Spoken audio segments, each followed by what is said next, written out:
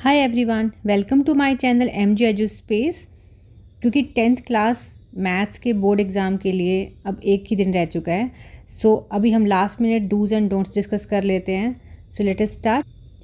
ये आपका board paper में फर्स्ट 15 मिनट की स्ट्रेटजी रहनी चाहिए। जो रीडिंग टाइम आपको मिलता है, बी केयरफुल विद दैट कि आपको उसमें सबसे पहले जो ईजी क्वेश्चंस हैं उनको मार्क कर लेना है। ईजी क्वेश्चंस में कौन कौन से chapters? Real numbers, polynomials, linear equation, triangle, coordinate geometry, statistics and probability.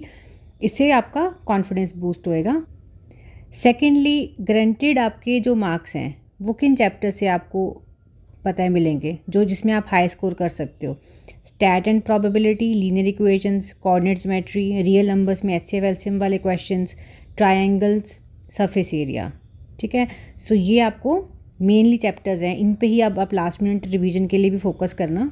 So time management strategy के लिए आपको सबसे पहले ध्यान में क्या रखना है? देखो, आपका 3 घंटे का पेपर होगा। 3 घंटे के पेपर में किस सेक्शन पे कितना टाइम लगाना है? Section A hardly 15 to 20 minutes, section B 2 markers के लिए 20 to 25 मिनट्स, सी सेक्शन में 3 मार्कर्स के लिए 35 to 40, क्योंकि उसमें कैलकुलेशन पार्ट ज़्यादा होता है। सेक्शन डी के लिए आप 50 to 60 मिनट्स लेके चलोगे।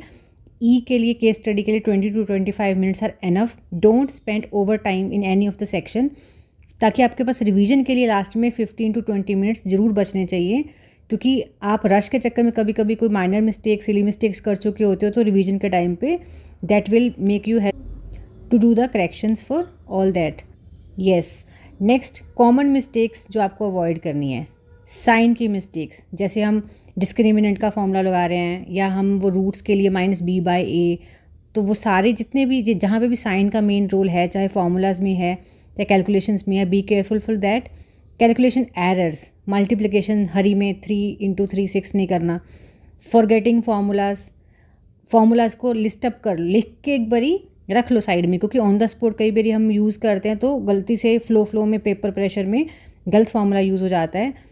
एंड अगर हम स्टेप्स नहीं लिख ले तब भी गलती होती है। हम माइंड में कैलकुलेशन कर रहे होते हैं, स्टेप स्किप कर दोगे तो चांसेस होते हैं आपकी मिस्टेक होने के। And miss read the questions, कभी कभी हमने कोई क्वेश्चन पहले ऑलरेडी करा है, पर क्वेश्चन पेपर में इस बार ही मान लो उसमें थोड़ा सा उन्होंने ट्विस्ट करके कुछ लिखा है, तो हम प्री एज्यूम कर लेते हैं अच्छा इसमें तो यही करना होएगा। सो मिस रीड नहीं करना, ना उसको ओवर कॉन्फिडेंस में बिना पढ़े या आधा पढ़े स्टार्ट कर देना है। Read the question thoroughly, properly, then start doing that. और ये कुछ फार्मूलाज तो मैंने वैसे यहाँ पे पॉइंट आउट कर दिए हैं। जैसे ये सारे फार्मूलाज हैं, इसमें साइंस के मेन रोल रहते हैं। टर्म्स पिक करने के मेन रोल है कि सम बोला है या टर्म बोला हुआ है। सम कहा है तो एस एन यूज़ करोगे, अगर टर्म की बात है तो ए एन यूज़ करना है। और distance formula, and this is quadratic का फार्मूला, जिसमें हमें 2 वैल्यूज़ मिलती हैं। And yes, before entering the examination hall पूरी रात जागने का कोई लॉजिक नहीं है। आपको अपनी नींद अच्छे से लेके जाना है पेपर में, ताकि आप वहाँ पे एनर्जी से पेपर दे सको। So sleep well, stay calm, and last minute पे कोई भी कहे आपको कि अरे ये टॉपिक करना था, ये तो आएगा, या कुछ भी नई चीज़ कुछ नहीं सीखनी है। जो करा हुआ है उसको रिवाइज कर सकते हो, लेकिन नया कुछ भी नहीं सीखना है एग्जामिनेशन हॉल में एंटर होने से पहले। And revise the formulas only, that's it.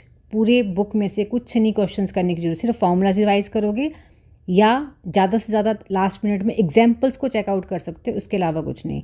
और जो आपके पास गोल्डन टिप्स, देखो आपके पास जितने भी फार्मूलाज होते हैं, आपको वैल्यूज़ तो पता ही होती है ना। अगर क्वेश्चन में लास्ट में तुम्हारे पास टाइम नहीं है, या तुम्हें सॉल्व करना नहीं आ रहा, वैल्यू डेसिमल में है, फ्रैक्शन में, या जो भी कैलकुलेशन, एटलीस्ट फार्मूला लिखो, उसमें वैल्यूज़ पुट कर दो।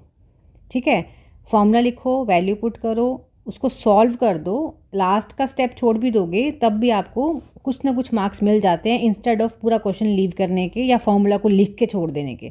उसमें वैल्यूज़ पुट करके छोड़ दो, नहीं कैलकुलेशन आ रहा है अगर तो। और कभी भी क्वेश्चन पर डाउट है कि ठीक है या गलत है, तो क्रॉस करके आने की ज़रूरत नहीं होती। या तो फिर श्योर हो जाओ कि मैं क्रॉस करा और अगले पेज पे फ्रेश क्वेश्चन कर दिया है।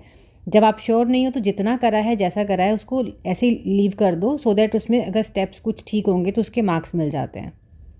सो ये आपके लिए कुछ टिप्स थे, इनको ध्यान में रखना। जितने फार्मूलाज उनको थॉरली रिवाइज कर लो। एंड लास्ट मेजर आपके लिए अभी के लिए टिप है कि जो आपकी एनसीईआरटी है उसका ईच एंड एवरी एग्जाम्पल आप पेपर के लिए प्रिपेयर करके जाओगे। Don't take that lightly. सारे एग्जाम्पल्स, बहुत सारा पेपर जो है वो एनसीईआरटी में से ही आना है। So don't rush for the other reference books instead of NCERT, NCERT पहले करो, फिर बाकी बुक्स के लिए रिवीजन करो, पीवाईक्यूज करो, पर एनसीईआरटी के एग्जाम्पल्स को लाइटली नहीं लेना। So best of luck for tomorrow, take care, thank you.